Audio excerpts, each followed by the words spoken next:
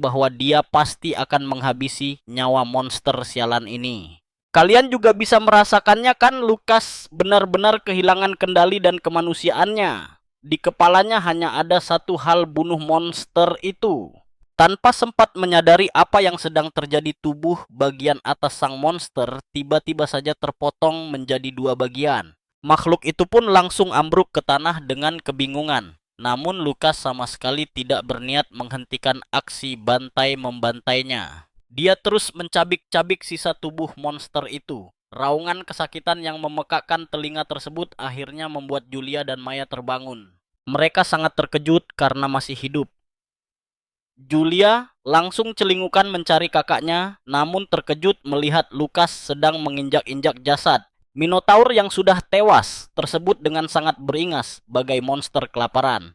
Julia langsung didera ketakutan luar biasa setelah menyadari bahwa sang kakak mulai kehilangan kesadaran dirinya. Dugaan itu terbukti saat Lukas mendadak melepaskan jeritan yang sangat keras. Rupanya lambang misterius di dada monster tersebut memicu amarah Lukas hingga membuatnya benar-benar kehilangan akal sehatnya saat itu. Beberapa saat kemudian sesosok iblis kuat muncul di aula murka meraung dengan kemarahan karena kembali ke dunia yang kotor ini. Ternyata dia adalah Falsaba, sang raja iblis murka yang masih sangat dendam karena pernah dikalahkan oleh dewa perang dahulu. Tak lama sesosok iblis wanita bernama Jelsida, sang penguasa tertinggi iblis, ikut menampakkan dirinya di dalam aula murka tersebut. Jelsida merasa kagum karena Falsaba akhirnya terbangun berkat kunci pilihan yang telah mereka tentukan sebelumnya. Falsaba berjalan menuju singgasananya lalu bertanya, apakah Lukas benar-benar memiliki potensi besar? Namun Jelsida tidak memberikan jawaban pasti. Falsaba kemudian menyadari bahwa Lukas sedang berusaha keras melepaskan diri dari rantai belenggu milik Jelsida. Sementara di dalam gua, Lukas hampir sepenuhnya kehilangan kendali diri saat menghajar Minotaur. Julia segera memeluk tubuh kakaknya, memohon agar dia segera sadar kembali. Maya juga mencoba merapal mantra penenang pada Lukas, namun gagal. Sebaliknya, Lukas malah bersiap meluncurkan sebuah serangan dahsyat. Maya berteriak meminta Julia menjauh karena Lukas akan melepaskan pukulan berkekuatan penuh. Saat ditarik mundur, Julia terus menjerit histeris, memanggil nama kakak laki-lakinya. Tangisan serta teriakan pilu Julia rupanya sanggup menembus dinding kemurkaan di dalam hati Lukas. Julia dan Maya menyaksikan dengan penuh rasa cemas. Beruntung Lukas berhasil menghancurkan segel lambang iblis yang ada di punggungnya dan perlahan mulai mendapatkan kembali kesadarannya. Hal pertama yang dia lakukan adalah meminta maaf kepada Julia serta memintanya mundur beberapa langkah. Julia menurut, lalu Lukas menarik napas dalam-dalam sebelum mengaktifkan teknik pemurnian untuk membersihkan seluruh sisa energi jahat yang merasuki dirinya. Gelombang energi luar biasa dari tubuhnya bahkan langsung melenyapkan sisa-sisa jasad Minotaur di tempat itu. Setelah melihat Lukas kembali normal, Maya dan Julia langsung berlari menghampirinya.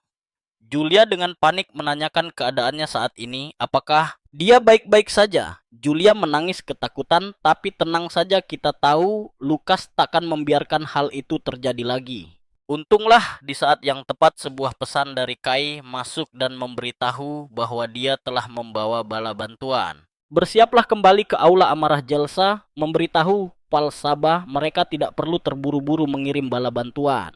Mereka butuh uji coba lagi pada Lukas, termasuk rencana keji membunuh keluarganya terutama Julia. Segera setelah itu, Lukas mendengar suara sayup yang memintanya bangun. Dia membuka mata dan melihat keluarganya berdiri di depannya. Namun saat tersadar lingkungan sekitarnya sangat asing, rasa takut membuatnya spontan melepaskan sebuah serangan dahsyat. Pukulan yang sangat kuat untuk menghancurkan segalanya. Dia segera menyadari tubuhnya bergerak sendiri karena dikuasai oleh amarahnya lagi.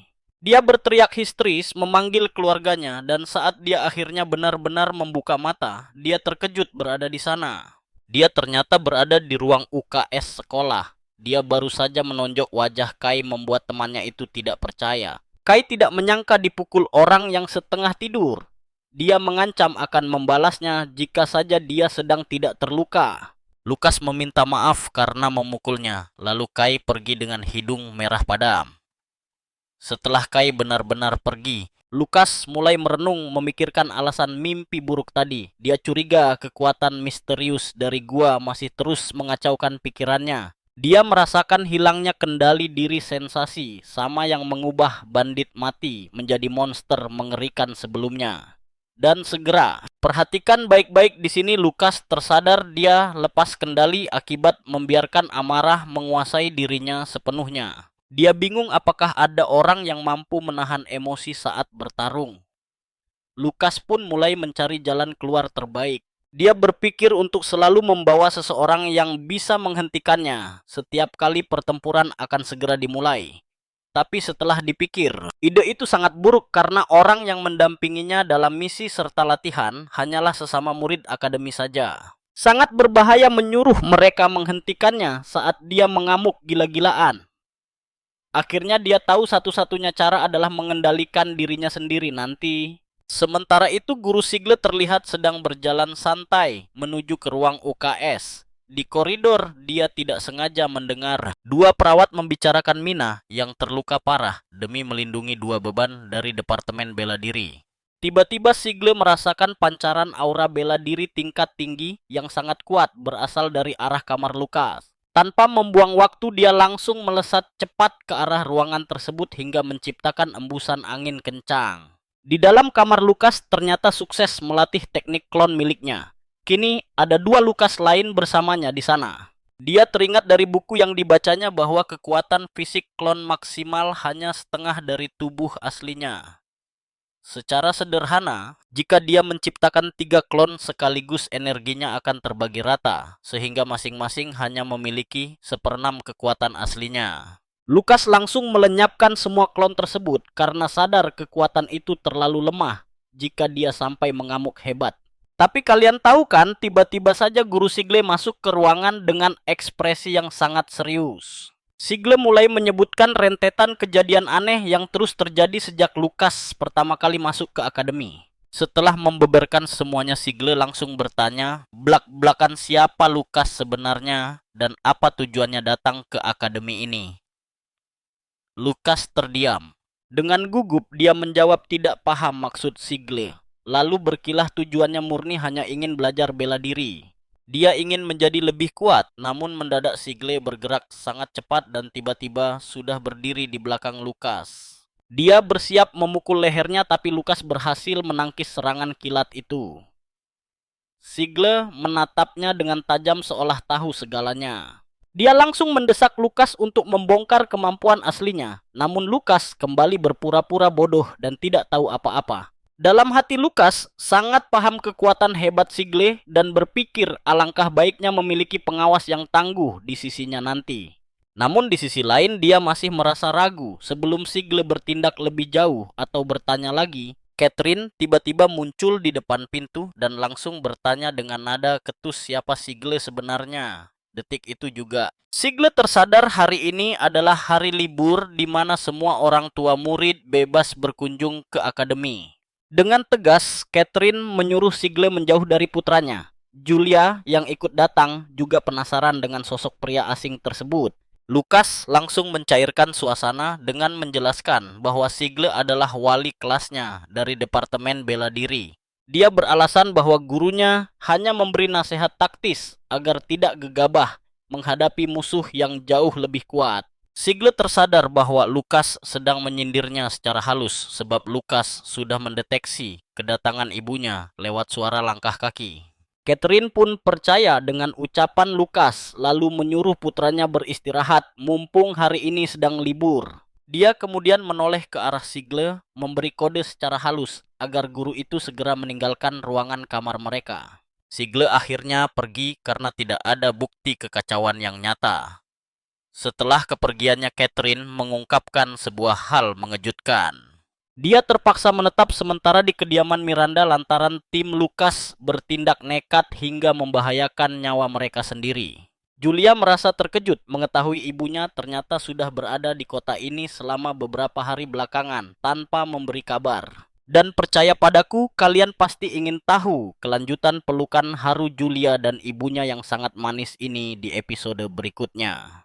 Coba deh kalian bayangkan, dia langsung memeluk ibunya dengan sangat erat sampai ibunya hampir kehabisan napas dan terpaksa meminta bantuan Lukas. Tapi Lukas sengaja tidak mau menghentikan kegembiraan Julia.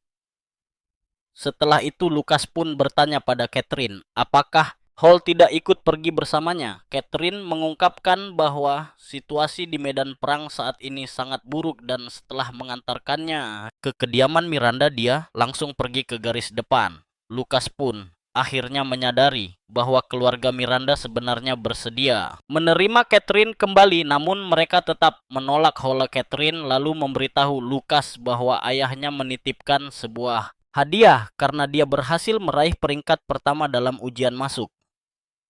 Saat kotak dibuka, di dalamnya ada pedang pusaka, warisan dari keluarga Ryan. Catherine menceritakan bahwa pedang itu sempat rusak beberapa tahun lalu dalam pertempuran melawan pasukan manusia binatang dan mereka belum bisa memperbaikinya sehingga tidak lagi bisa digunakan bertarung. Meski begitu, mata Lukas langsung berbinar penuh kegembiraan saat menerima pedang itu, lalu dia berjanji dan meyakinkan ibunya bahwa dia akan merawatnya dengan baik agar tidak mengecewakan harapan sang ayah. Sementara itu Julia diam-diam merasa cemburu. Kalian perhatikan deh, saat mereka berdua menyadari hal itu, mereka langsung tersenyum geli sampai membuat Julia mengamuk karena Lukas kemudian menarik Julia mendekat, mengusap kepalanya dengan lembut sambil berkata bahwa ibu sebenarnya paling memanjakan dia. Saat itu juga Catherine membuka kotak kecil berisi pil binatang buas, lalu berkata bahwa dia membawanya khusus untuk Lukas. Namun dia juga membuatkan kue manis khusus untuk Julia. Dan saat melihat kue itu, amarah Julia langsung sirna begitu saja. Dia melompat kegirangan sambil berkata betapa dia sangat mencintai ibunya. Catherine lalu mengeluarkan sebuah surat untuk Jeremy. Catherine menjelaskan bahwa surat tersebut dikirim oleh ayah mereka yang juga menyiapkan beberapa pil untuk Jeremy. Ternyata Catherine sendiri yang mengantarkan pil-pil tersebut karena Jessica kali ini tidak bisa ikut bersama mereka saat ini. Julia mengambil surat itu dan berjanji akan mengantarkannya, meskipun sebenarnya dia tidak terlalu menyukai Jeremy. Kemudian, Julia pergi ke asrama laki-laki dan teman-teman Jeremy langsung memberitahu bahwa dia kedatangan tamu. Mereka terkejut melihat si jenius Julia ada di asrama mereka. Begitu mengetahui bahwa Julia adalah adik Jeremy, mereka langsung mengerubunginya dan mendesak Jeremy agar mengajak Julia ikut dalam misi berikutnya. Hal ini justru membuat Jeremy kesal hingga menepis tangan temannya. Dengan kasar, Jeremy pergi dengan perasaan kesal dan cemburu, membuat teman-temannya bingung dengan sikap anehnya itu. Rupanya, dia sangat marah karena selama bersekolah di sana orang tuanya tidak pernah sekalipun datang menjenguknya. Namun sekarang mereka datang bahkan memberikan pedang pusaka kepada Lukas karena meraih peringkat pertama ujian. Kalian bisa bayangkan betapa marahnya Jeremy melihat mendapatkan semua kasih sayang dari semua orang.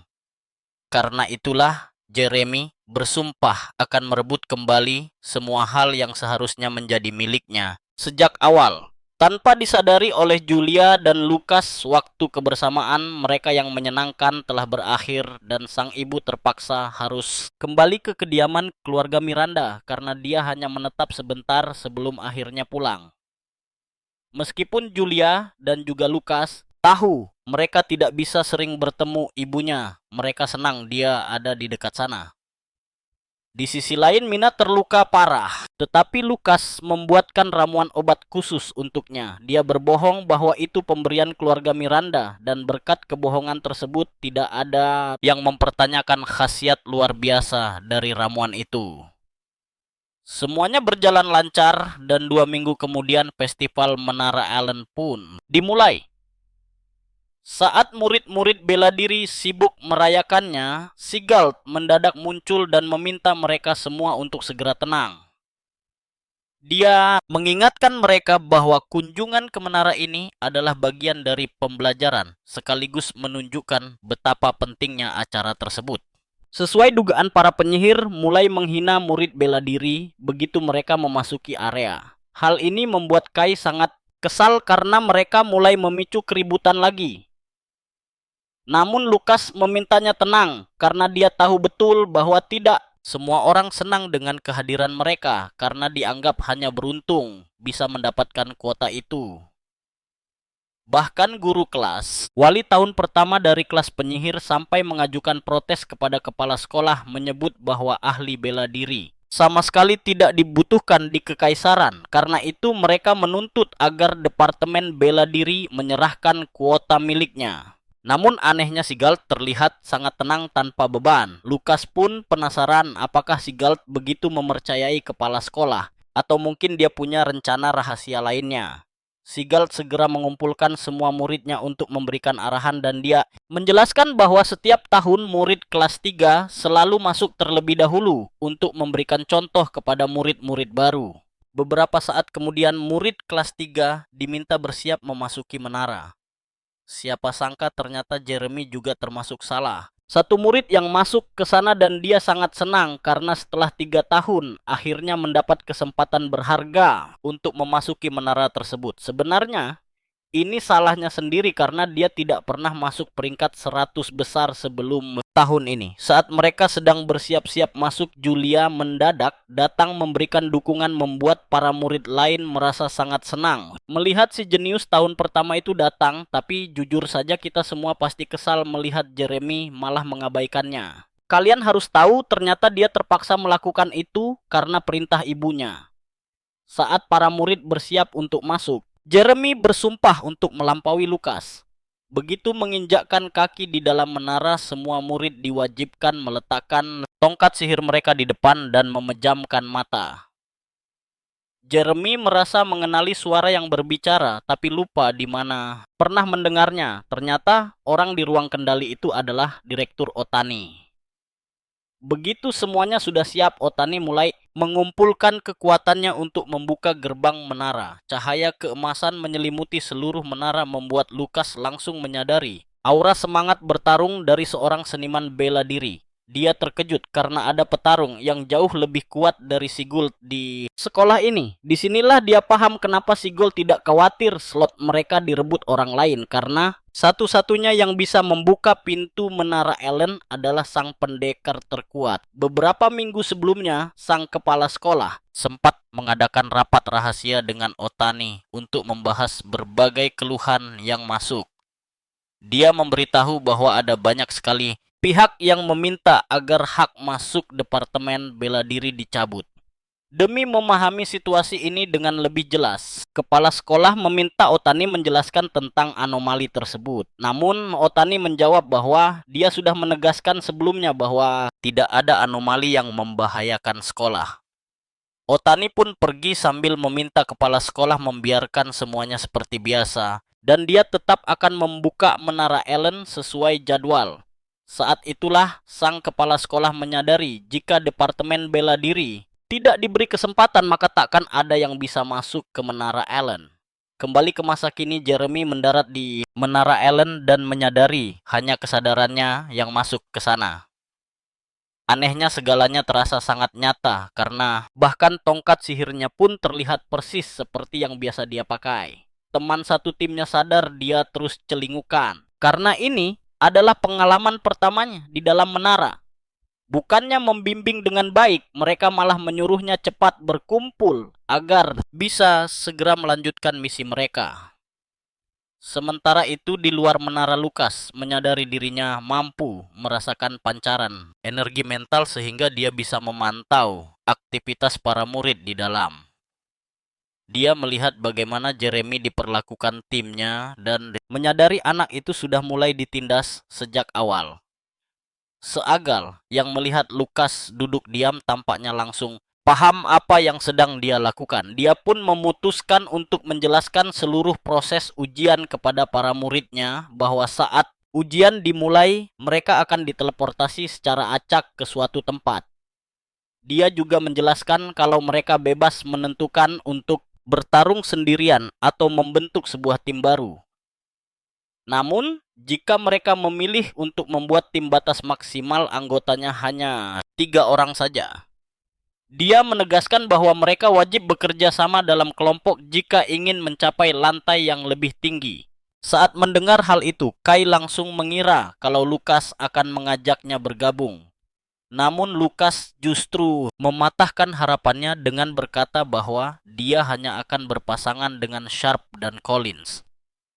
Berdasarkan hasil turnamen, mereka bertiga memang akan masuk ke kelompok yang berbeda, tapi Kai hanya bisa meratapi nasibnya yang harus berjuang sendirian. Nah, perhatikan baik-baik. Tak lama kemudian 3 murid kelas 3 melangkah keluar menara. Para murid tahun pertama pun terkejut karena mereka tereliminasi begitu cepat tanpa membuang waktu. Seigol pun melanjutkan penjelasannya bahwa para musuh bayangan di dalam menara Allen akan menyesuaikan kekuatan mereka dengan kemampuan para murid. Ada murid yang meremehkan hal ini dan langsung tersingkir seketika.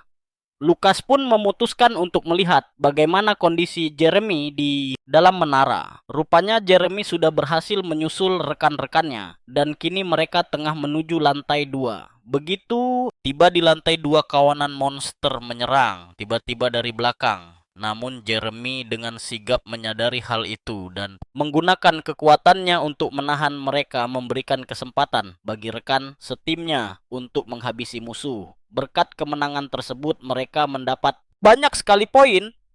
Hal ini langsung membuktikan bahwa rumor tentang bahaya di lantai 2 memang benar adanya. Meski begitu, mereka tetap maju membantai kawanan monster lainnya sambil terus mengumpulkan poin berharga. Dengan kerja keras, tim ini akhirnya berhasil mencapai lantai 3. Tapi kalian pasti tahu kelanjutannya, mereka langsung tersingkir dan keluar dari dalam menara tersebut. Rekan satu tim Jeremy menyadari kalau dia terus diam saja, lalu bertanya apakah dia merasa tidak senang. Namun Jeremy menjawab bahwa dia bahagia. Semua karena dia akhirnya bisa merasakan apa yang dialami ayahnya setiap kali bertarung di garis depan. Berkat pengalaman ini, dia yakin kini selangkah lebih dekat dengan ayahnya. Beberapa jam kemudian, Lukas menyadari bahwa dirinya bisa memakai deteksi energi mental untuk memantau situasi hingga lantai 3. Tampaknya dalam ujian ini, berbagai musuh bayangan dengan karakteristik unik akan muncul. Bahkan jenis monster yang sama pun akan bertambah kuat di setiap lantai berikutnya yang mereka daki. Lukas mulai penasaran apakah monster bayangan ini diciptakan dari makhluk hidup yang nyata di dunia. Jika benar, dia tidak bisa membayangkan seberapa mengerikan pengalaman tempur milik Otani. Dia yakin Otani juga sudah menyadari kemampuan aslinya seperti Seigal, tapi mereka hanya mengawasinya diam-diam, dan jujur saja kita pun dibuat penasaran oleh tindakan mereka. Nah, kalian pasti penasaran apakah ini niat baik atau jebakan. Tidak lama setelah ini, Mina dan kelompoknya berkumpul untuk memasuki menara. Kabarnya kelompok terdepan sudah berhasil mencapai lantai 4 dan semua orang sekarang mendukung kelompok Mina agar bisa segera menyusul mereka. Juga, Julia yang selalu ceria langsung melompat sambil bersorak menyemangati Mina agar berjuang keras. Berbeda dari Jeremy, Mina justru berbalik untuk berterima kasih pada Julia. Sang guru menanyakan apakah luka Mina sudah sembuh dan Mina memastikan bahwa dia sudah pulih sepenuhnya. Guru itu lalu menyemangatinya, membuat murid lain kagum melihat betapa akrabnya Mina dengan para guru, bahkan dengan Julia. Seorang murid berbisik bahwa Mina sangat berbakat, itulah alasan dia bisa menjabat sebagai wakil ketua OSIS di tahun keduanya. Mereka percaya kemampuan bertarungnya tidak tertandingi kecuali oleh sang ketua terdahulu. Namun mereka juga tahu bahwa dia tidak populer. Mendengar ini, Mina sadar mereka mulai bergosip di belakangnya. Tanpa membuang waktu, Mina dan timnya langsung melesat ke lantai 3. Mereka terus berlari menghindari pertarungan yang tidak penting, hanya agar bisa segera tiba di lantai 4. Lukas merasa kagum karena mereka berhasil sampai ke lantai 4 dalam 30 menit saja. Pencapaian luar biasa untuk kelompok terkuat dari kelas 3.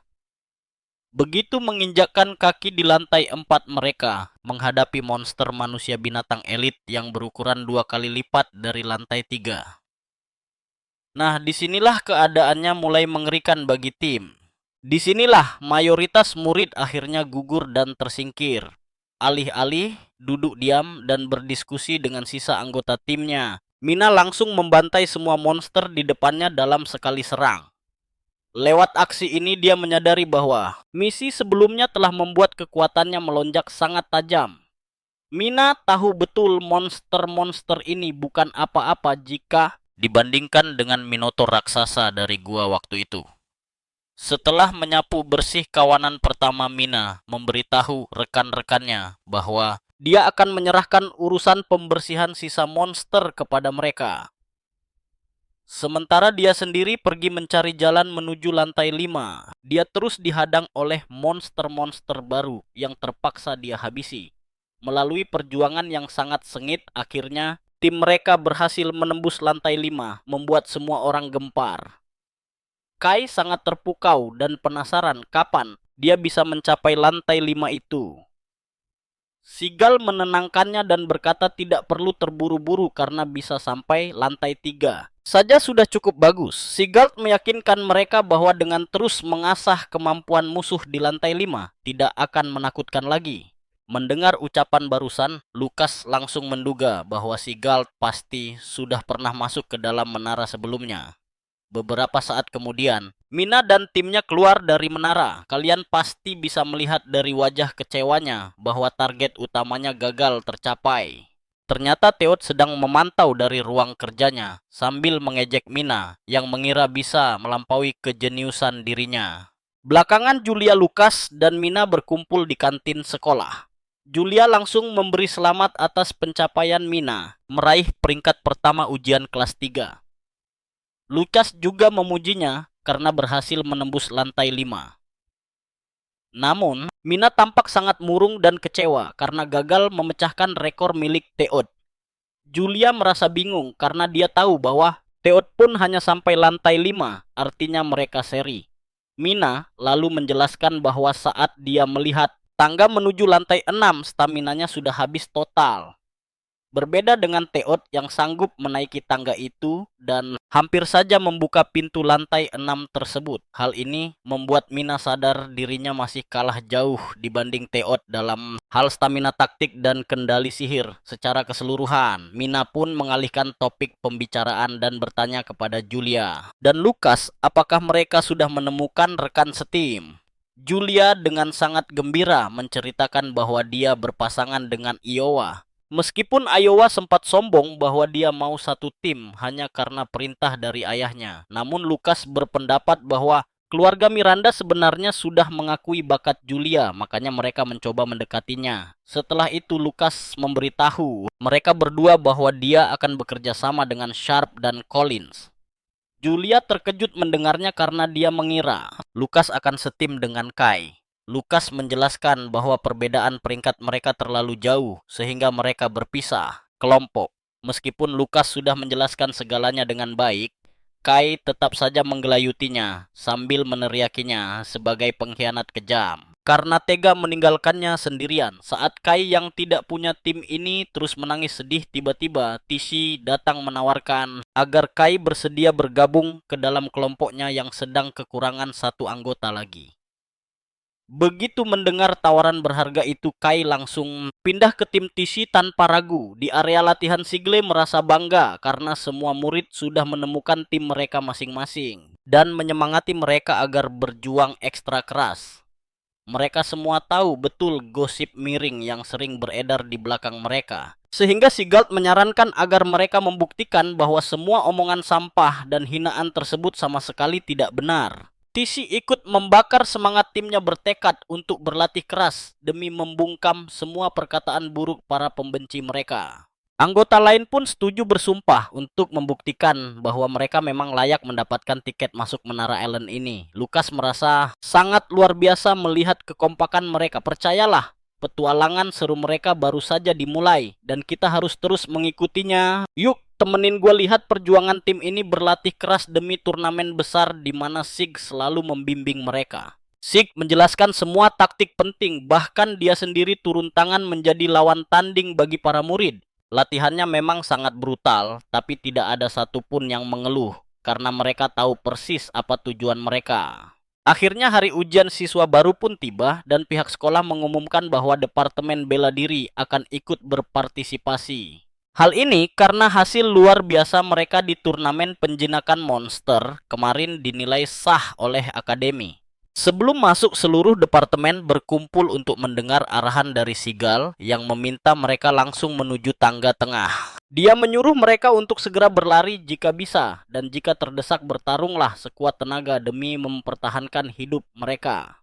Intinya bawa jatuh musuh bersama kalian. Namun saat mendengar instruksi itu, murid departemen sihir malah tertawa. Mereka mulai mengejek menyindir bahwa wali kelas Departemen Bela Diri saja tidak mempercayai kemampuan muridnya. Para penyihir sombong ini bahkan tidak sabar melihat nasib buruk anak-anak bela diri saat berhadapan dengan monster buas nanti.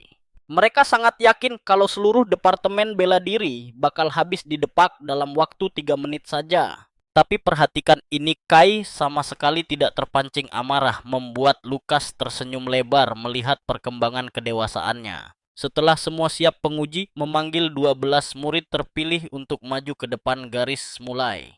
Mengawasi jalannya ujian dari balik layar, Otani yakin sudah saatnya warisan sang dewa perang memenuhi takdirnya. Dipimpin oleh Lukas, di barisan depan para murid pun melangkah mantap memasuki menara ujian perdana mereka. Begitu masuk, Lukas melihat rekan-rekannya patuh pada rencana Siglet untuk menghindari musuh dan menuju tangga. Melihat situasi itu, Lukas langsung memutuskan mengambil rute yang justru berlawanan arah dari rombongan besar. Ternyata lantai 1 ini dipenuhi goblin liar yang menggunakan sihir khusus untuk membutakan pandangan musuh mereka. Lukas yang segera menyadari keberadaan para goblin langsung meminta rekannya Sharp dan Collins untuk menunggu sebentar di tempat. Dia ingin menguji sesuatu terlebih dahulu dan berjanji akan segera menyusul setelah klon miliknya selesai beraksi. Namun sesuai dugaan awal, serangan klon tersebut sama sekali tidak memberikan poin ujian apapun baginya. Dia menyadari bahwa energi pembentuk fantom di menara ini sangat identik dengan energi klon miliknya sendiri. Gua yakin kalian juga sadar kalau monster fantom ini diciptakan oleh seniman bela diri legendaris pembuat menara. Karena kemiripan energi ini, Lukas yakin trik klonnya tidak akan terdeteksi oleh sistem pengawasan menara. Dia memutuskan memakai klon untuk melindungi kedua rekannya, sementara tubuh aslinya terus bergerak cepat menaiki lantai menara. Seketika ide gila muncul, bagaimana jika dia mengubah wujud klonnya menjadi monster menara itu sendiri. Eksperimennya sukses besar, klonnya berubah menjadi goblin, membuat Lukas tersenyum karena kini dia bisa menyusup bebas. Di luar sana, Otani benar-benar dibuat terperangah melihat kejeniusan Lukas yang mampu menguasai teknik klon secepat itu. Namun dia penasaran dengan rencana Lukas selanjutnya. Apakah dia akan mendulang poin untuk teman-temannya? Sebab jika terus-menerus dibantu hal itu, justru akan merusak perkembangan mental dan kekuatan rekan-rekannya sendiri. Tak lama kemudian, beberapa murid terkepung oleh 3 goblin dan 1 raksasa, situasi yang sangat berbahaya. Padahal di tingkat sekarang batas maksimal kemampuan bertahan mereka hanyalah melawan 2 ekor goblin saja. Untungnya salah satu murid menyadari bahwa monster goblin memiliki kecerdasan sangat rendah serta pergerakan lambat. Dia mengusulkan untuk menjauh dari raksasa terlebih dahulu agar bisa fokus menghabisi para goblin kecil. Mereka pun memancing para goblin mengejar saat salah satu murid terdesak temannya datang membantu tepat waktu. Mereka menyerang balik dan menjatuhkan musuh meski goblin lain terus berdatangan tanpa memberi jeda istirahat. Dengan kerjasama apik mereka akhirnya berhasil menusuk dan menewaskan salah satu goblin hingga mereka terkejut sendiri. Sadar bahwa teori Siglet terbukti benar, mereka makin bersemangat untuk menaklukkan rintangan lantai pertama ini. Tanpa membuang waktu, mereka langsung memburu goblin berikutnya di bawah pengawasan ketat Lukas dari kejauhan. Menariknya, goblin yang baru saja mereka bunuh sebenarnya adalah salah satu klon bayangan milik Lukas. Tujuan Lukas sederhana saja, dia ingin mereka merasakan langsung keindahan serta keseruan dari sebuah pertempuran sejati. Beberapa saat sebelumnya, Greg dan geng pembencinya melihat Departemen Bela Diri dikepung banyak monster liar. Karena kebenciannya yang mendalam, mereka yakin anak-anak bela diri itu akan segera mati konyol. Tapi kita semua tahu kan, kemenangan mutlak ini langsung bikin Greg jantungan dan shock setengah mati.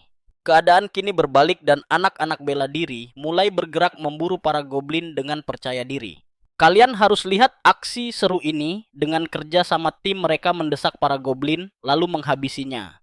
Greg langsung kesal setengah mati melihat murid-murid baru saja menumbangkan 2 goblin tingkat tinggi. Sebaliknya Sigurd merasa sangat puas dan memanfaatkan momen tersebut untuk membakar semangat murid lainnya. Semua bersorak setuju, tapi anak-anak kelas penyihir masih menganggap itu cuman keberuntungan belaka. Tiba-tiba mereka melihat sisa energi aneh menghilang di sekitar tim yang baru saja mengalahkan para goblin tersebut. Sigurd pun curiga jangan-jangan Lukas berulah lagi. Tidak lama kemudian Lukas akhirnya bertemu kembali dengan Sharp dan Collins yang langsung lega karena sebelumnya sempat khawatir setengah mati. Lukas lalu bercerita kalau dirinya sempat terlempar ke lokasi yang sangat jauh lalu menanyakan keberadaan murid lainnya. Mereka berdua menjelaskan masih ada satu tim yang belum sampai di lokasi sementara. Sisanya sudah berkumpul dengan aman di titik pertemuan saat Lukas menemui anggota tim lainnya. Dia melihat mereka tampak kelelahan, tapi syukurlah tidak ada yang terluka parah. Lukas juga tahu betul bahwa tim yang mengalahkan goblin tadi akan segera menyusul, jadi dia meminta semuanya bersiap untuk langsung naik ke lantai 2. Sekarang perhatikan, baik-baik di luar sana, para pembenci masih saja menolak mengakui kehebatan dari Departemen Bela Diri. Mereka menuduh bahwa tim Lukas hanya bisa kabur dari kejaran monster, makanya bisa sampai ke lantai 2 secepat itu. Greg bahkan sampai menggertakkan giginya karena sangat heran bagaimana mungkin seluruh tim tersebut bisa berhasil menembus lantai 2. Padahal biasanya murid penyihir tahun pertama saja seringkali langsung gugur di lantai pertama. Melihat situasi ini, Greg sadar betul bahwa Departemen Bela Diri akan segera tumbuh menjadi ancaman besar bagi para penyihir kelas atas. Begitu tiba di lantai 2, mereka semua langsung diteleportasi secara acak berdasarkan performa kelompok masing-masing. Tampaknya semakin kuat timnya, rintangan yang dihadapi juga semakin sulit. Demi keselamatan, semuanya Lukas mengirimkan klon miliknya untuk mencari posisi teman-temannya yang lain.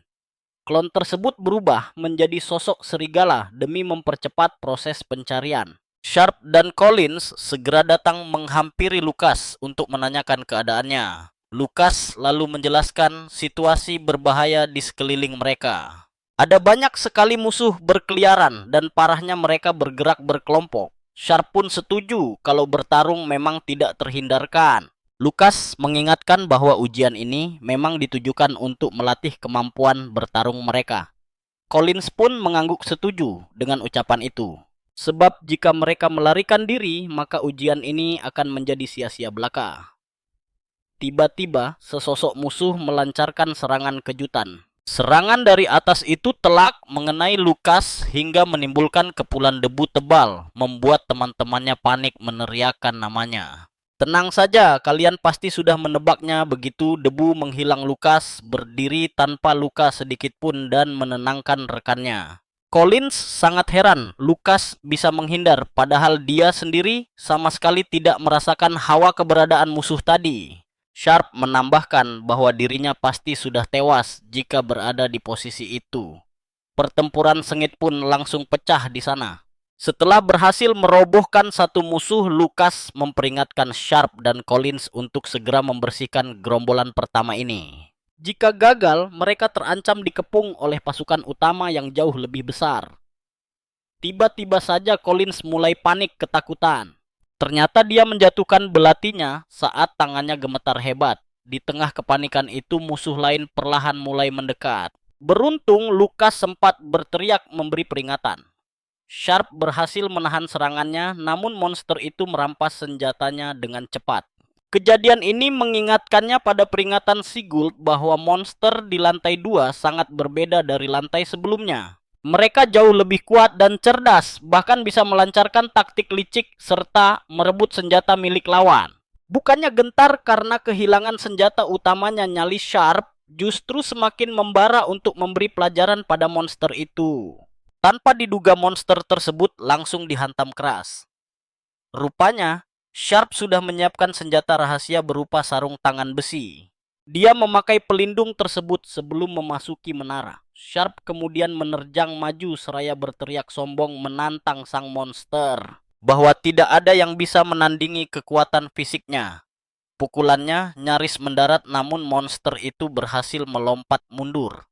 Tapi ternyata semua itu hanyalah jebakan matang dari mereka berdua. Collins sudah menunggu di belakang sasaran tersebut. Dia langsung menebas monster itu dari belakang. Di saat musuhnya mengerang kesakitan, Sharp melayangkan hantaman pamungkasnya. Pukulan keras itu tepat mengenai dada hingga merubuhkan sang lawan. Lucas sangat kagum melihat kerja sama hebat mereka. Lucas sendiri juga sudah menyelesaikan bagiannya dan mengajak mereka segera melangkah demi kejayaan Departemen Bela Diri. Sementara itu, Greg masih tidak percaya tidak ada satupun murid bela diri yang gugur di sana. Seharusnya mereka langsung dikepung habis-habisan begitu menginjakkan kaki di lantai 2. Ini benar-benar sebuah misteri besar. Anak-anak kelas penyihir pun mulai membuat spekulasi konyol bahwa tingkat kesulitan menara Allen sengaja diturunkan. Sebab mereka menganggap Departemen Bela Diri itu sangat lemah. Namun, argumen itu langsung dibantah oleh murid lainnya. Sebab jika menara bermasalah para guru pasti sudah protes. Ikuti terus kisah ini untuk melihat kelanjutannya nanti. Kalian harus lihat ini di lantai 2. Lucas dan timnya membantai monster tanpa takut termasuk para monster tengkorak, serigala dan sejenisnya. Meskipun monster-monster itu terlihat sangat berbahaya, tidak ada satupun anggota tim yang mundur. Setiap kali ada yang lengah, saat bertarung rekan setimnya selalu siap melindungi kekosongan pertahanan mereka dengan sangat cepat. Menunjukkan betapa gilanya kerjasama tim mereka.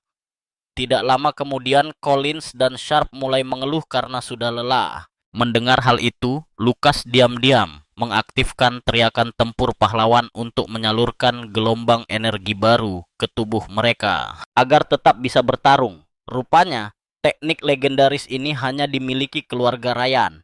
Dengan begitu, Lucas sangat yakin bahwa mereka pasti bisa menyelesaikan lantai kedua bersama-sama. Namun tiba-tiba saja seekor monster meluncurkan serangan mendadak ke arah Collins dan Sharp. Serangan kilat itu membuat mereka terpojok tanpa ada ruang sedikit pun untuk bergerak.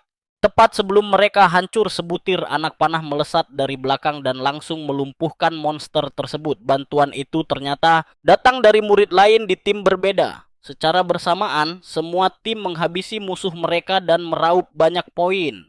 Memanfaatkan momentum emas ini, seluruh anggota tim merasa sangat yakin bahwa mereka bisa mencapai lantai ketiga sekarang juga. Nah, perhatikan baik-baik si Greg sampai mau kencing di celana saat tahu semua murid sampai tangga lantai ketiga. Bahkan guru-guru lain mulai heboh membicarakan hal ini, kagum melihat murid Departemen Bela Diri bergerak sangat cepat. Seolah mereka bukan murid baru. Tanpa sadar mereka semua mulai memuji si Gal, penasaran dengan metode latihan hebatnya. Tiba-tiba, Greg tersenyum licik dan berkata tidak semua dari mereka akan sampai lantai ketiga karena sudah kehabisan napas dan mencapai batasnya. Dengan sangat percaya diri, dia menyebut mereka terpaksa harus keluar dari menara ini lebih cepat. Sesuai dugaannya, para murid memang tampak sangat kelelahan begitu mencapai tangga. Bahkan ada beberapa yang hampir pingsan di tempat, membuat teman-temannya harus memegangi mereka. Collins termasuk yang benar-benar kehabisan tenaga, lalu menyarankan agar yang lain meninggalkannya saja demi melanjutkan perjalanan. Sebelum Lucas menyadarinya, murid lain juga mulai bertumbangan sambil menyemangati Lucas agar mencapai lantai ketiga demi mereka. Tak disangka, Sharp angkat bicara mengingatkan tim bahwa mereka sudah melangkah sejauh ini. Dan alangkah baiknya jika mereka bisa sampai di lantai ketiga bersama. Lucas senang mendengarnya, lalu langsung mendukung Sharp, menegaskan bahwa mereka adalah satu tim utuh. Lucas meminta mereka bertarung sekuat tenaga demi melewati gerbang lantai ketiga bersama. Berkat motivasi luar biasa dari Sharp dan Collins, semuanya setuju menggunakan sisa tenaga terakhir mereka untuk mencapai tujuan. Tak lama kemudian sebuah pengumuman terdengar bahwa seluruh 12 murid telah berhasil sampai ke lantai ketiga. Namun setibanya di sana mereka langsung dikepung oleh gerombolan monster ganas yang menjatuhkan anggota tim satu persatu. Kita semua tahu lantai ketiga itu sangat kejam. Tim pertama yang gugur saja langsung mengeluh karena mereka tidak bisa melihat berapa banyak musuh yang menyerang. Ternyata Lukas juga sengaja gugur dan menggunakan momen ini untuk menyimpulkan bahwa lantai ketiga adalah batas maksimal Departemen Bela Diri tahun ini. Dia sengaja membiarkan tubuh aslinya gugur demi menghindari kecurigaan orang lain. Namun klon miliknya masih ada di dalam menara untuk membantu kelompok bela diri kedua agar bisa mencapai lantai ketiga juga. Dengan cara ini, semua orang di Departemen Bela Diri akan mendapatkan skor yang jauh lebih baik tanpa membuat dirinya mencolok. Akhirnya TC meraih total 55 poin sebagai skor tertinggi, sementara Lukas puas dengan 43 poin saja. Di sini Lukas sadar bahwa meski tidak menonjol secara pribadi, dia berhasil membuat seluruh Departemen Bela Diri bersinar. Ketika Greg menyadari semua murid bela diri berhasil sampai ke lantai ketiga, dia langsung panik karena biasanya hanya murid kelas elit yang mampu melakukan pencapaian gila seperti itu. Greg pun langsung diliputi ambisi besar untuk mengalahkan Departemen Bela Diri baik dalam perolehan poin maupun lantai. Tidak lama setelah kejadian itu, kelas penyihir memasuki menara, dan sejak lantai pertama mereka mulai beraksi dengan hebat. Mereka melepaskan kekuatan sihir mereka secara brutal. Melihat hal ini, Otani heran mengapa kalah dari Departemen Bela Diri dianggap sebagai sebuah aib besar. Meski begitu, dia penasaran sihir apa yang akan mereka gunakan di lantai kedua dan ketiga. Sayangnya Otani kecewa karena para penyihir itu sudah kehilangan ketenangan mereka sejak awal. Sesaat setelah itu, berbagai laporan mulai masuk tentang gugurnya para penyihir. Bahkan, rekor terendah mereka hanya mampu mencapai lantai ketiga saja, yang membuat posisi Greg semakin terpuruk. Greg menolak menerima kenyataan pahit ini dan langsung mencengkeram salah satu penguji menara, menuduh mereka melipat gandakan jumlah monster saat kelas penyihir masuk. Namun Linda segera melangkah maju untuk memperingatkan Greg agar menerima kenyataan dan tidak mempermalukan dirinya sendiri di depan para murid.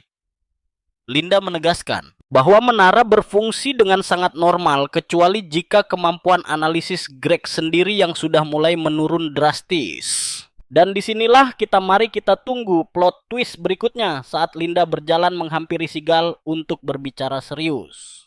Nah, kalian dan aku akan melihat Linda memuji Sigle karena sukses melampaui kelas penyihir dengan kerja keras muridnya. Lalu Sigurd mengingatkan Linda kalau kelas elit akan segera masuk dan dia harus di sana, tapi Linda langsung menolak.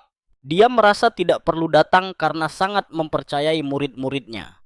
Apalagi dia punya senjata rahasia yang sangat diandalkan, yaitu perwakilan kelasnya Julia. Sementara itu Julia malah sibuk memuji kakaknya yang bisa naik ke lantai 4 dengan mudah. Namun penguji segera memotong pembicaraan itu dan memberitahu bahwa sudah waktunya bagi Julia beserta seluruh timnya untuk memasuki menara.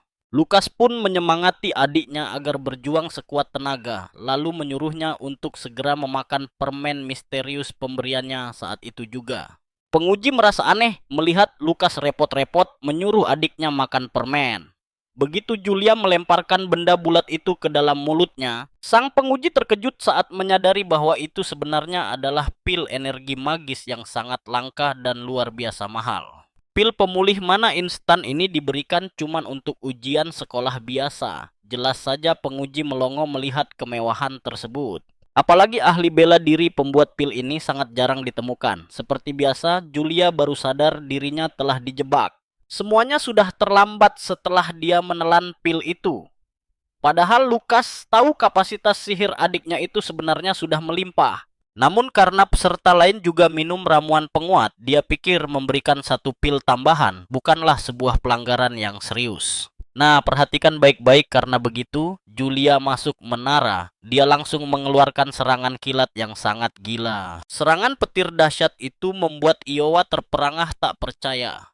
Seolah tanpa beban, Julia hanya tersenyum tipis menatap temannya. Dia dengan santai menyuruh Iowa untuk terus berada di dekatnya. Seiring perjalanan mereka, Julia membantai semua monster sendirian. Teman satu timnya pun bisa bernapas lega tanpa stres, sementara Derek merasa sangat bersyukur memiliki Julia di tim. Iowa justru bersikap dingin. Dia malah sesumbar bisa mengendalikan monster-monster itu untuk saling membantai di dunia luar. Julia menyetujuinya, membayangkan betapa mengerikannya Iowa jika berada di medan perang sungguhan. Tapi ada satu masalah besar di sini. Sihir mentalnya tidak mempan di menara karena monster tak punya hati. Jadi hal terbaik yang bisa dilakukannya adalah melacak musuh. Iowa merasa sangat sedih karena menganggap dirinya beban. Namun dia terkejut melihat Julia sama sekali tidak mengeluh tentang kemampuannya. Julia justru menghargai bakat uniknya. Sambil berjalan mendahului Julia, Iowa berkata, dia akan membiarkan Julia mendominasi panggung. Namun tiba-tiba langkah Iowa terhenti mendadak hingga membuat Julia menabraknya dari belakang. Ternyata ada sesuatu yang tidak beres. Saat Julia bertanya kenapa berhenti, Iowa berbohong dengan berkata tidak ada apa-apa. Jauh di dalam lubuk hatinya. Kalian pasti penasaran apa yang dia rasakan. Rupanya ada sosok asing misterius yang mulai mendekati posisi mereka. Begitu tiba di lantai 4 terungkap kalau sosok misterius itu adalah Lukas. Sementara di luar para guru langsung gempar. Pengumuman berbunyi nyaring bahwa 3 murid baru telah menembus lantai 4. Linda pun langsung dibanjiri pujian luar biasa. Linda merendah dan berkata ini semua berkat kerja keras murid-muridnya sendiri. Lukas yang mendengarnya pun sangat setuju dengan ucapan itu. Julia memang hebat tanpa bantuan siapapun, meskipun pil darinya meningkatkan mana, namun menembus lantai teratas murni karena kemampuan adiknya. Karena sangat mempercayai kekuatan adiknya sendiri, Lukas akhirnya memutuskan untuk terus memantau saja tanpa ikut campur pertempuran. Di dalam menara, Julia terus melaju menembus barisan monster. Namun mendadak 4 musuh muncul tepat di belakangnya. Sebelum Iowa sempat berteriak memberi peringatan, Derek langsung bertindak cepat menyemburkan api dan membakar habis semua monster pengganggu. Derek menduga Julia pasti sudah kelelahan setelah bertarung di lantai 3. Dia pun menawarkan diri untuk memimpin barisan. Tapi sial, kepalanya hampir saja tertebas oleh anak panah monster.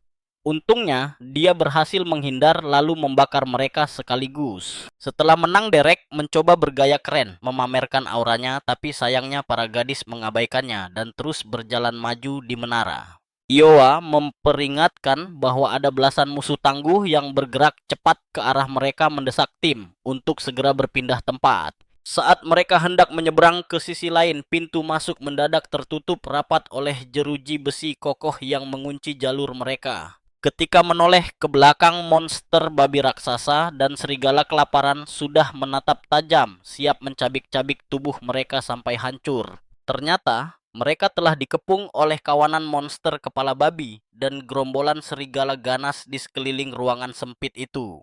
Situasi makin kritis karena mereka mengira gerbang logam di belakang hanya bisa dihancurkan oleh pengguna sihir berelemen logam. Namun Iowa punya rencana alternatif yang sangat cerdas. Tiba-tiba, salah satu monster menyerang dengan ganas ke arah pertahanan mereka. Julia melindungi mereka menggunakan kubah pelindung petir yang mementalkan serangan monster. Iowa lalu memberi petunjuk penting bahwa logam akan meleleh pada suhu yang sangat tinggi. Artinya kini giliran Derek untuk mengerahkan sihir apinya demi meloloskan mereka. Monster terus menerobos meski perisai listrik Julia menyala terang. Perlahan Julia mulai kelelahan menahan beban gempuran bertubi-tubi.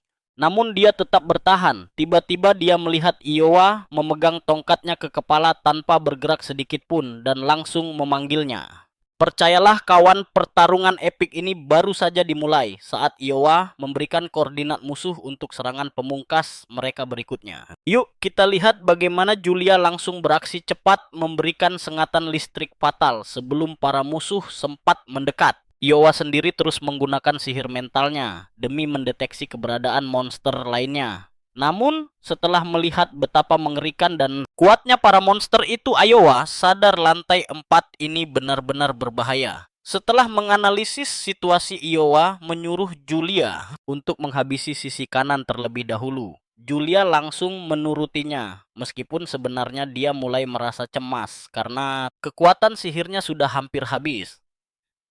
Julia pun berkata bahwa batas kemampuannya saat ini hanyalah menahan pergerakan sang monster raksasa.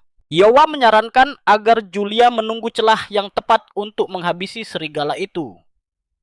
Julia menerima perintah tersebut dan segera mengejar targetnya. Di dalam hati, Iowa merasa sangat kesal karena dirinya malah menjadi beban bagi tim, sementara Julia harus berjuang sendirian sampai batas kemampuannya. Menggunakan petir yang dahsyat, Julia berhasil menumbangkan seluruh serigala, namun dia hanya sanggup menyegel gerakan raksasa tersebut.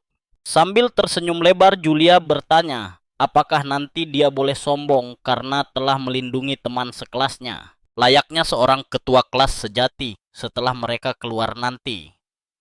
Seperti biasa, Iowa hanya membalas dengan ketus bahwa Julia mulai besar kepala dan mereka pun tertawa. Tapi tunggu dulu, monster baru tiba-tiba muncul tepat di depan mata. Hal ini membuat mereka terkejut setengah mati.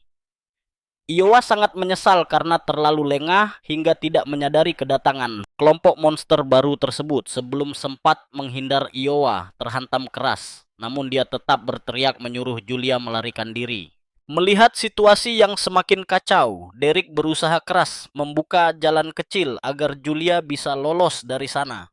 Julia berteriak dan mengajak Derek untuk pergi bersama. Namun Derek menolak karena bahaya jika kekuatan sihir Julia habis. Monster itu semakin mengamuk memaksa Derek untuk mengeluarkan seluruh kemampuannya tanpa menahan diri lagi demi melindungi temannya. Dia melepaskan badai api raksasa sambil menyuruh Julia terus maju. Saat akhirnya kelelahan, Patumbang Derek berkata pada Iowa bahwa instingnya langsung bergerak melindungi Julia dan merasa mereka sudah berjuang dengan sangat baik di sana. Iowa membalas dengan gengsi mengaku hanya ingin membalas budi. Dia juga sesumbar bisa melampaui siapapun jika saja situasi berpihak padanya. Mengingat pengguna sihir mental sangat dirugikan di dalam menara ini. Sementara itu, Otani merasa kagum melihat kerja sama tim mereka yang solid saling melengkapi kelemahan satu sama lain dengan pembagian posisi yang tepat. Ternyata Otani tahu bahwa klon milik Lucas masih berkeliaran di menara tersebut. Saat ini Lucas sendiri sedang sibuk membersihkan musuh tepat di belakang adiknya. Di sisi lain, Julia sangat cemas ingin segera mencapai zona aman secepat mungkin karena energi sihirnya hampir tiris. Dia terus berlari menerobos kepungan musuh dengan tekad yang membara. Tanpa ragu sedikit pun, dia menghujani mereka dengan sambaran petir dahsyat meskipun tubuhnya sudah sangat lelah. Dia tidak ingin pengorbanan rekan-rekannya sia-sia. Namun coba tebak, tiba-tiba saja rasa lelahnya hilang tanpa bekas. Dia menyadari ada sesuatu yang baru saja melewatinya dengan sangat cepat. Tanpa dia ketahui, Lucas lah pelakunya. Lucas sengaja lewat dan menggunakan kemampuan pekikan perang pahlawan untuk membantunya mengurangi rasa lelah tersebut. Efeknya meningkatkan semangat tempur serta menaikkan pertahanan dan serangan sebesar 30% selama 10 menit. Dengan bantuan ini, Lucas yakin Julia bisa lolos dari lantai 4 karena menara akan segera ditutup setelah ujian usai. Lucas sadar dia harus bergerak sangat cepat jika ingin menjelajahi lantai atas. Beberapa saat kemudian dia tiba di lantai 5 yang seluruhnya merupakan wilayah bawah air. Saat melangkah maju, dia melihat sesosok monster air raksasa. Mengingat tujuannya adalah lantai yang lebih tinggi, dia memutuskan untuk menghindari pertarungan yang tidak terlalu penting. Dia segera bersembunyi, lalu menciptakan sebuah klon menyerupai monster yang jauh lebih menyeramkan untuk menakuti mereka. Berkat trik cerdik itu, perjalanannya menjadi lancar. 15 menit berlalu, Lucas masih terus melaju tanpa hambatan. Sementara adiknya juga terus berjuang sekuat tenaga. 20 menit kemudian Julia akhirnya berhasil mencapai tujuan. Dia tiba di zona aman dan bisa bernapas lega. Di saat yang sama, Lucas telah menginjakkan kaki Di lantai 6 di mana dia langsung berada di ruang hampa yang sunyi tanpa ada monster sama sekali. Satu-satunya hal yang ada di sana hanyalah sebuah monumen kuno yang aneh. Penasaran Lukas pun mulai melangkah mendekat. Dia menyadari bahwa monumen itu sedang menyerap jiwa tempurnya, memicu reaksi gaib yang memancarkan cahaya keemasan terang. Cahaya itu menampilkan wujud senjata milik Mars. Di luar menara Otani sangat terkesan melihat pencapaian luar biasa Lukas. Otani langsung menyadari bahwa monumen legendaris tersebut merupakan warisan berharga dari sang dewa perang legendaris. Meskipun begitu situasinya agak gawat karena kondisi Julia sudah mencapai batas akhir ketahanan sihirnya saat ini. Dan disinilah kita melihat Lukas menatap monumen itu hingga tiba-tiba diperlihatkan gambaran masa lalu Dewa Mars. Dia bertarung sengit melawan iblis, raksasa jahat yang mengejek kekuatan sang dewa perang tidak akan cukup menang. Coba bayangkan musuh lama itu ternyata sudah menyebar benih jahat ke seluruh dunia.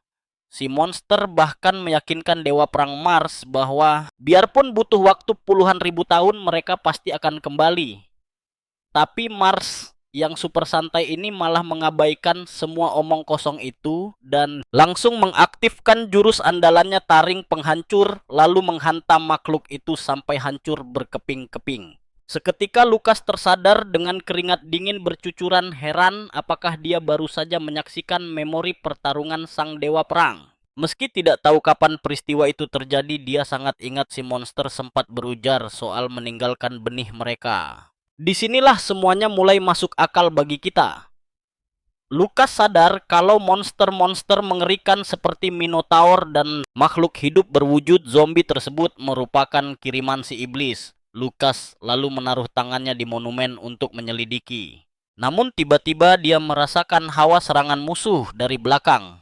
Berkat refleks kilatnya, dia langsung melompat mundur. Siapa sangka ternyata musuh sama sekali tidak mengincarnya.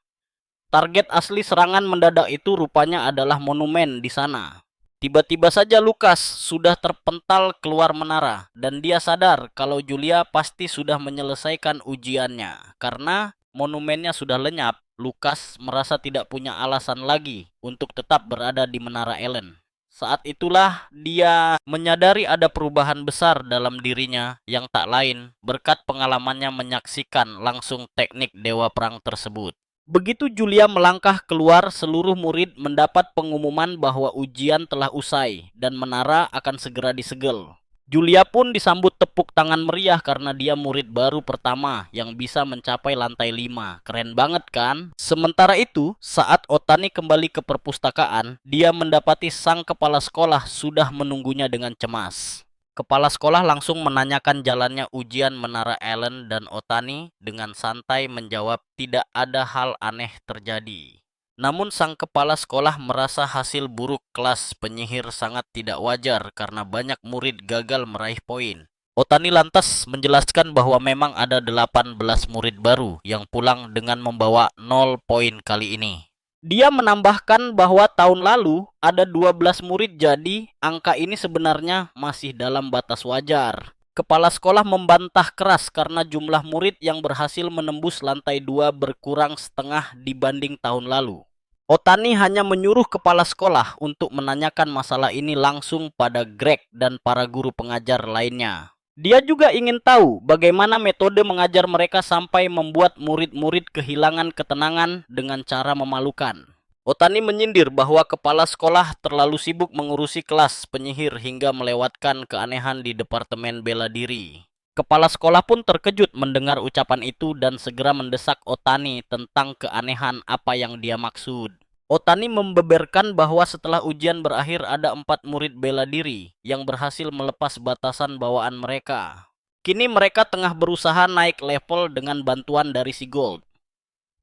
Kabar ini tentu saja membuat kepala sekolah terperangah. Sebab jika rumor itu benar, artinya Menara Ellen memiliki efek luar biasa yang mempercepat pertumbuhan para ahli bela diri. Kepala sekolah sadar kekacauan besar akan terjadi jika informasi rahasia ini sampai bocor ke telinga publik luar. Banyak petarung di luar sana yang rela melakukan apa saja demi meningkatkan kekuatan mereka dengan cepat. Sebenarnya kepala sekolah ingin menghentikan ujian ini jika bukan karena misi mencari kandidat kuat pengelola Menara Allen berikutnya. Dia pun memerintahkan Otani agar merahasiakan hal ini erat-erat yang langsung disetujui tanpa banyak tanya. Sementara itu, murid baru kelas penyihir tampak gembira karena rekor tertinggi menara masih dipegang oleh kaum mereka, yaitu Julia. Mereka bangga memiliki Julia di pihak mereka meski sangat menyayangkan fakta bahwa saudaranya hanyalah seorang praktisi bela diri. Jeremy yang kebetulan lewat mendengar obrolan itu langsung merasa muak karena Lukas selalu saja berhasil merebut perhatian semua orang. Dia benar-benar tidak sudi menerima kenyataan pahit kalau Lukas adalah kakak kandung dari gadis berbakat sekelas Julia. Beberapa waktu kemudian Theod melangkah masuk ke kantin sekolah dan langsung disambut sorak-sorai riuh dari para murid. Dia tersenyum bangga merasa posisinya sebagai idola sekolah tetap aman meski rekornya baru saja dipecahkan oleh Julia. Namun seketika mimpinya hancur saat semua pandangan murid langsung beralih ke meja tempat Julia sedang asyik duduk. Theod seketika naik pitam dan langsung menghampiri meja Julia untuk memintanya tidak bersikap sombong karena pencapaiannya. Sebab menurutnya berhasil mencapai lantai 5 bukanlah alasan untuk besar kepala, tapi Julia malah mengacuhkannya sepenuhnya. Gadis itu justru jauh lebih fokus menikmati makanannya. Theod yang hendak meluapkan amarahnya kembali dibuat terkejut saat para murid lain justru berbondong-bondong mengerumuni Julia. Dengan kesal dia pergi sambil mengancam bahwa Julia akan menyesal. Julia yang bingung kemudian bertanya kepada kakaknya tentang keanehan sikap Theod tersebut. Namun Lukas menenangkannya dan menyuruhnya mengabaikan si pengganggu dan lanjut makan. Theod sendiri tidak tahu kalau gertakannya gagal total karena Lukas mengaktifkan pelindung suara untuk Julia sebelum Mina datang bergabung. Mari kita lihat kelanjutannya di episode depan. Sadar nggak sih aneh banget Thea langsung pergi tanpa jargon andalannya. Mina pun langsung ngasih selamat ke Julia katanya. Julia ternyata jauh lebih berbakat dari dugaannya. Tapi dengan rendah hati Julia bilang dia bisa begini berkat bantuan timnya. Mina lalu nanya apa Derek dan Iowa bakal berguna di festival peringatan Dewi nanti. Lukas dan Julia bingung mendengar nama festival itu. Karena jujur mereka berdua nggak tahu apa-apa soal festival itu. Mina akhirnya menjelaskan kalau sekolah mereka bersama dua sekolah lain, yaitu Sekolah Sihir Kyoto dan Sekolah Sihir Holy adalah 3 terbaik kekaisaran. Setiap tahun 9 murid berprestasi, mahasiswa baru dipilih dari ketiga sekolah ini untuk menentukan siapa jenius nomor 1. Berhubung Julia sangat berbakat, Mina yakin dia bakal ikut bersaing. Lukas yang mendengar ini merasa tertarik tapi dia agak ragu. Apakah Julia juga tertarik? Nggak lama setelah itu Lukas bilang ke Julia kalau dia nggak bakal ngebangunin dia lagi. Karena menganggap adiknya sudah bisa mandiri. Tapi di hari pertama peraturan baru ini, Julia langsung kesiangan memaksa dia menggunakan jurus kilat petir agar bisa sampai ke kelas tepat waktu. Sialnya dia malah menabrak Iowa yang langsung menatapnya dengan tatapan dingin sambil menyuruhnya melihat jalan dengan benar.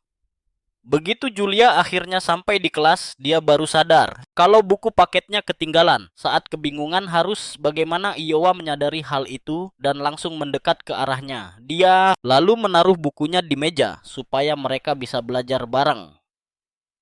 Bahkan di perpustakaan, saat Julia kesulitan mengambil buku dari rak, Iowa langsung datang membantu mengambilkannya. Tapi sebelum Julia sempat mengucapkan terima kasih, gadis dingin itu sudah pergi begitu saja. Terus Julia penasaran dan nanya ke Lukas gimana perasaan Iowa ke dia. Tapi Lukas cuma bilang biar dia cari tahu sendiri. Kita lihat nanti ya. Beberapa saat kemudian Julia melihat Iowa sedang memperhatikan seorang kakek yang memamerkan trik sulap sihir. Karena Iowa nggak bisa menirunya, dia terlihat sangat sedih. Julia yang menyadari hal itu langsung menciptakan seekor burung sihir untuk menghibur Iowa. Tapi Iowa malah menghancurkan burung itu dan nyaris menyerang Julia dengan sihir mentalnya membuat Julia ketakutan dan langsung lari kabur. Malamnya saat kembali ke asrama, Julia melihat Iowa sudah tertidur pulas. Tapi dia meninggalkan sebuah pesan tulus Dia meminta maaf atas kejadian tadi dan menaruh beberapa kue kering untuk Iowa sambil mengajaknya pergi jalan-jalan bersama keesokan harinya. Iowa tersenyum membaca surat itu dan memutuskan pergi bersama Julia. Keesokan harinya Iowa datang ke tempat pertemuan lebih awal, tapi Julia malah telat lagi. Baru saja Iowa mau marah karena keterlambatannya dia melihat Julia ternyata mengajak Lukas. Dengan gembira Julia memberitahu Iowa kalau Lukas yang akan mentraktir mereka semua. Wajah Iowa langsung cemberut tanda nggak suka ada Lukas di sana dan Lukas bisa melihat itu dengan sangat jelas. Belum cukup sampai situ, mereka malah berpapasan dengan Maya yang bertanya mau pergi kemana. Julia pun langsung mengajak Maya untuk ikut bergabung. Karena ada Lukas, Maya pun langsung setuju. Akhirnya mereka semua pergi ke wisata kuliner Ducktown. Di saat para gadis bersenang-senang dompet Lukas mulai sekarat. Jujur kalian pasti ikut kasihan kan sama nasib cowok ini. Begitu sampai di Ducktown, Julia jadi orang paling bahagia karena tahu makanan lezat apa saja yang menantinya. Melihat tingkah cerianya, Lukas cuma bisa menangis dalam hati membayangkan berapa banyak uang yang harus dia keluarkan hari ini. Ditambah lagi dia harus terjebak bersama Iowa yang sangat menyebalkan dan mantan tunangannya, yang benar-benar terasa seperti hukuman berat bagi Lukas. Tapi ternyata para gadis ini punya tujuan berbeda-beda. Iowa sebenarnya cuma ingin jalan berdua dengan Julia, tapi malah terseret situasi ini. Sedangkan Maya merasa sangat senang karena akhirnya punya kesempatan mengobrol dengan Lukas di luar sekolah. Di sisi lain, Julia dengan antusias memimpin rombongan mereka menuju ke toko kue. Tapi sayangnya sisa tempat duduk hari itu tinggal 2 slot saja. Julia langsung lemas berlutut sambil mengeluh saking inginnya masuk ke toko itu. Mia yang peka dengan situasi langsung mencari alasan dan memberitahu Julia kalau dokternya melarang dia makan manis-manis. Dia pun menyarankan agar Julia dan Iowa saja yang masuk, sementara dia dan Lukas menunggu di luar saja. Julia memastikan apakah dia benar-benar tidak keberatan dan Mia mengiyakannya. Dengan gembira, Julia langsung menarik Iowa masuk ke dalam toko agar bisa bersenang-senang. Setelah mereka pergi, Lukas berterima kasih pada bantuan Mia. Tapi Mia bilang dia hanya senang melihat kakak beradik itu bahagia. Mia juga berkomentar kalau Julia yang selalu energik itu mengingatkannya pada momen saat mereka sering bermain bersama sewaktu kecil dulu. Lukas yang bingung bertanya apa maksud dari perkataan tersebut. Lalu Mia mengingatkan kalau mereka dulu pernah pergi bersama keluarga besar ke pameran binatang langka di kota Ducktown. Waktu itu mereka kabur diam-diam dari pengawasan orang dewasa untuk melihat dunia kegelapan bersama. Dia menanyakan, apakah Lukas sudah melupakan kenangan itu? Lukas tidak bisa menjawab dengan jelas karena dia hanya punya ingatan samar tentang kejadian masa kecil itu sebelum jiwanya merasuki tubuh barunya ini. Dan melihat reaksi bingung dari Lukas saat membahas masalah masa kecil mereka, Mia akhirnya bertanya, apakah Lukas menyimpan dendam padanya karena pembatalan pertunangan mereka dulu? Mendengar pertanyaan mendadak itu, Lukas kaget banget. Mia bilang dia merasa Lukas selalu menghindarinya. Menarik kan, yuk kita tunggu kelanjutannya di video berikutnya. Teman-teman bayangkan rasanya jadi Mia yang hancur saat pertunangannya dibatalkan begitu saja tanpa tahu apa-apa. Sejak kecil dia bingung. Mia ingin mengungkapkan perasaannya tapi lidahnya keluh hingga akhirnya dia nekat berdiri dan berbicara. Dia menegaskan pada Lukas bahwa dia bukan pecundang bodoh, melainkan petarung paling hebat yang pernah dia kenal selama ini. Di saat itulah dia memberanikan diri meminta Lukas menjadi temannya. Lukas pun terpaku melihat ketulusan gadis di depannya ini. Dia mengaku tidak pernah menaruh dendam padanya. Akhirnya Lukas menerima tawaran pertemanan itu dengan senyuman hangat di wajahnya. Membuat Mia menjadi gadis paling bahagia di dunia. Sementara itu Julia dan Iowa asik menikmati permen terbaik di toko. Sementara Lukas dan Maya mengobrol di luar. Namun saat mereka kembali, mereka terkejut melihat Lukas dan Mia berpegangan tangan. Maya dan Lukas langsung panik setengah mati mencoba menjelaskan situasinya, tapi mustahil meyakinkan kedua orang yang sudah curiga itu. Mereka tetap yakin ada sesuatu di antara keduanya. Tak lama kemudian rombongan ini tiba di kawasan perbelanjaan kota yang ramai. Di tengah keasikan mereka, tiba-tiba permen sihir milik Julia bereaksi terhadap sesuatu yang sangat menarik di kejauhan sana. Nah, disinilah petualangan seru kita dimulai karena permen itu menuntun mereka ke Five Sense Hall, sebuah dojo misterius. Kabarnya Master Dojo itu adalah kolektor harta karun yang akan memberikan benda sihir langka jika ada yang bisa lolos 5 ujian.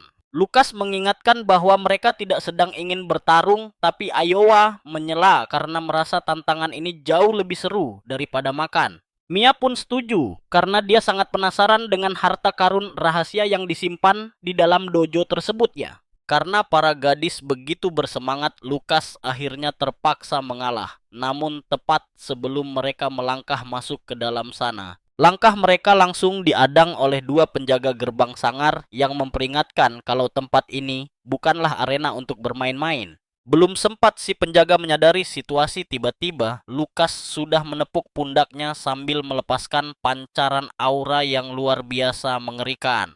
Rasa takut langsung menjalar ke seluruh tubuh penjaga itu saat Lukas bertanya dengan tenang mengenai tantangan harta karun tersebut. Semangat bertarung Lukas yang pekat membuat si penjaga gemetar hebat, sementara Lukas sendiri cukup kagum dengan kemampuan penjaga itu. Dia tidak menyangka seorang penjaga biasa ternyata adalah petarung tingkat 4. Setelah memamerkan sedikit kekuatannya di depan pria itu, Lukas kembali bertanya apakah mereka boleh masuk. Tanpa basa-basi, si penjaga langsung membukakan pintu gerbang lebar-lebar dengan sopan. Iowa tentu saja heran melihat sikap si penjaga yang mendadak berubah drastis setelah diajak bicara oleh Lukas tadi. Begitu melangkah ke dalam, mereka langsung disambut dan diberitahu bahwa ujian pertama adalah pertarungan melawan monster buas. Ternyata, ujian pertama ini dipimpin oleh badut sirkus yang memelihara banyak monster berbahaya di bawah pengawasannya yang ketat. Sang badut berjanji akan membiarkan mereka lewat jika berhasil. Dia lalu memanggil singa api mengerikan peliharaannya ke hadapan mereka. Kalian bisa bayangkan ngerinya monster api itu saat rantai sihir pengikatnya dilepas dan diperintahkan untuk segera menyerang rombongan Lukas. Monster itu berlari kencang hendak mencabik-cabik mereka, namun Lukas tetap berdiri tenang di depan tanpa bergeser 1 senti pun. Tiba-tiba, sang badut heran melihat singanya berhenti menyerang. Dia tidak tahu bahwa jiwa Uru di dalam tubuh Lucas telah menekan monster itu. Tekanan roh yang begitu dahsyat membuatnya kaku, tak bisa bergerak. Sang badut kesal dan mencoba memukul singanya agar mau menyerang. Sialnya, singa itu malah mengibasnya hingga tersungkur jatuh sebelum akhirnya lari, terbirit-birit masuk kembali ke kandangnya demi menghindari aura Lukas. Lukas pun bertanya dengan canggung pada badut yang pingsan itu apakah ini tandanya mereka sudah berhasil lolos ujian pertama. Iowa benar-benar tidak habis pikir bagaimana Lukas bisa menang tanpa menggerakkan 1 jari pun, membuatnya curiga ada trik rahasia. Sepanjang jalan menuju pos berikutnya, Iowa terus menggerutu tentang keanehan singa yang mendadak ketakutan saat melihat sosok Lukas tadi. Julia lalu berbisik pada Lukas, menanyakan apakah bantuan roh Uru yang menyelamatkan mereka, dan Lukas langsung mengangguk membenarkan tebakannya. Segera setelah itu mereka sampai di pos kedua yang bernama Koridor Angin, lalu bertemu dengan penyihir penjaga di sana. Aturannya cukup sederhana, mereka hanya perlu menembakkan anak panah melewati lingkaran bergerak hingga memecahkan balon di bagian paling atas.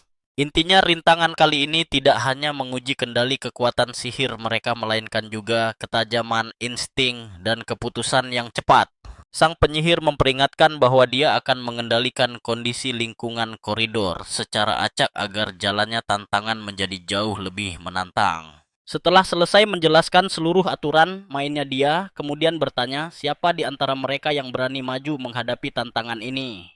Julia dengan percaya diri mengajukan diri untuk maju, membuat sang penyihir langsung menyerahkan alat kendali busur kepadanya dengan antusias. Julia segera memegang kendali penuh, lalu melepaskan tembakan anak panah melewati cincin-cincin rintangan dengan gerakan yang sangat mulus.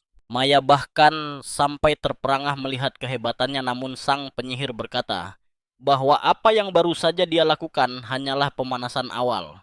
Pria itu lalu menekan tombol untuk merilis kubus api guna mengacaukan jalur penerbangan anak panah agar permainan semakin memanas. Sambil mengunyah permen manis di mulutnya, Julia bersiap meluncurkan anak panahnya melewati rintangan berbahaya itu dengan penuh konsentrasi.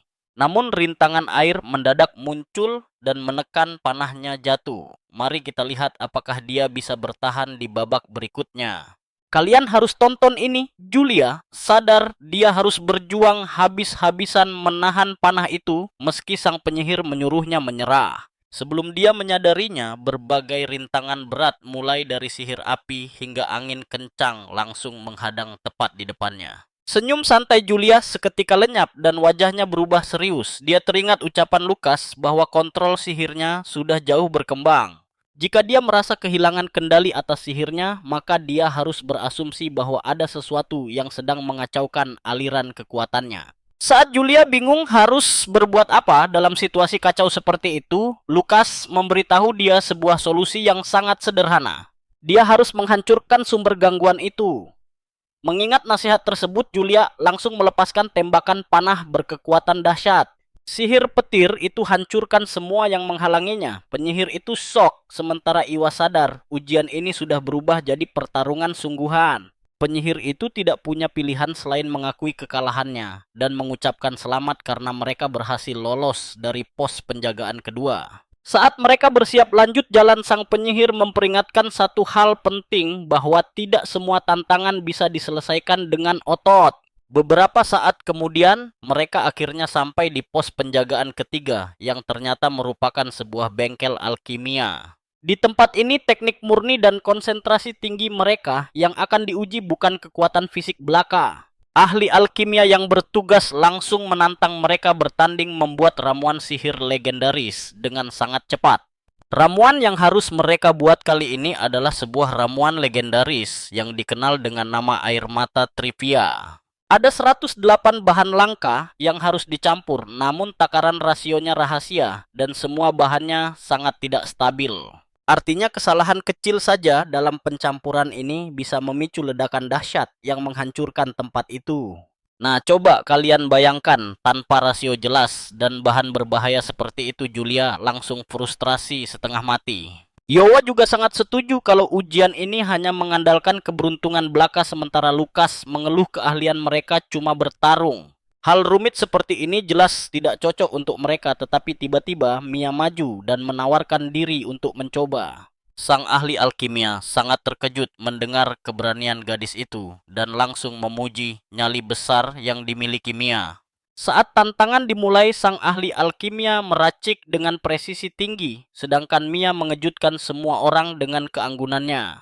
Menggunakan kekuatan sihirnya, Mia mampu menyusun semua bahan dengan rapi sembari menganalisis kecocokan antara satu dan lainnya. Bahkan teknik memotong bahan yang ditunjukkan Mia membuat Lukas benar-benar terpukau melihat kelihayan tangan gadis itu. Ketika mencium aroma pahit dari ramuannya, Mia dengan cepat menambahkan bahan manis untuk menyeimbangkan rasanya secara alami.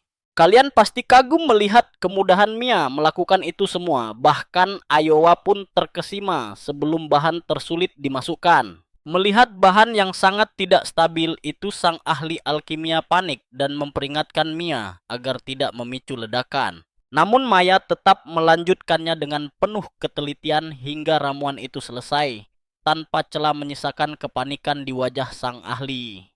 Melihat tingkat kemurnian ramuan yang begitu luar biasa tinggi, dia langsung bertanya, apakah Mia belajar dari seorang master alkimia? Maya menggeleng dan mengaku ini pertama kalinya dia meracik air mata Trivia tanpa tahu bagaimana bisa berhasil. Dia juga tidak menyangka, tapi dia ingin percaya bahwa semua ini berkat latihan memasak yang dilakukannya setiap hari. Mia menjelaskan bahwa dia selalu fokus pada aroma bahan makanan dan memikirkan kombinasi serta takaran terbaik. Baginya meramu ramuan sihir legendaris ini tidak ada bedanya dengan membuat semangkuk sup obat yang menyehatkan. Sang ahli alkimia benar-benar tidak percaya ramuan legendaris ciptaannya disamakan begitu saja dengan semangkuk sup biasa. Julia langsung memuji Mia, berkata bahwa bakat alami itulah alasan mengapa kue buatannya selalu terasa sangat lezat. Bahkan kue kering kemarin membuatnya hampir menangis. Iowa juga memuji bakat memasak Mia yang sangat langka itu. Dia bahkan sengaja menggoda Mia di depan Lukas, berbisik bahwa siapapun yang menikahinya nanti pasti sangat beruntung. Maya hampir pingsan dengan wajah memerah padam mendengar itu, sambil terbata-bata membela diri bahwa memasak hanyalah hobi. Namun jauh di lubuk hatinya dia penasaran apa yang dipikirkan Lukas. Sialnya Lukas yang pekanya nol malah berpikir lain. Dia sama sekali tidak memikirkan pernikahan melainkan membayangkan betapa beruntungnya jika ada koki hebat di timnya saat misi. Iowa yang bisa membaca isi kepala cowok itu langsung mengumpat bahwa Lukas adalah pria paling tidak peka di dunia. Ahli alkimia tersebut mengakui kekalahannya dari seorang gadis muda setelah seumur hidupnya melatih teknik pencampuran ramuan. Dia kemudian memberikan ramuan berharga itu kepada Mia. Mia sempat menolak karena tahu betapa mahalnya nilai cairan tersebut. Tetapi sang ahli alkimia meyakinkannya bahwa itu sudah sewajarnya mengingat dialah yang berhasil meracik